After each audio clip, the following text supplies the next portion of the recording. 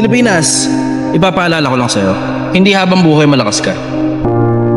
Minsan 2, 3, 4, 5 taon lang naman ang kailangan para paghirapan mo eksakto yung buhay na gusto mo. Papaalala ko lang sa'yo na hindi birong hirap ang pinagdaanan ng mga magulang mo para mailatag sa'yo yung buhay mo ngayon. Hindi birong hirap ang pinagdaanan ng mga ninuno mo para mailatag sa'yo yung buhay mo ngayon.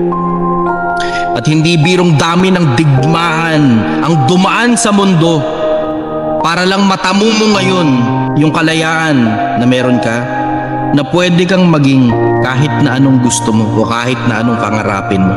Mararating mo kung ano man yung gusto mo sa buhay.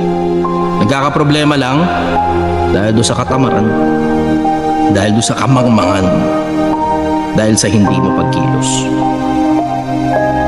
Siguraduhin mong hindi masasayang yung buhay mo kasi minsan ka lang mabubuhay.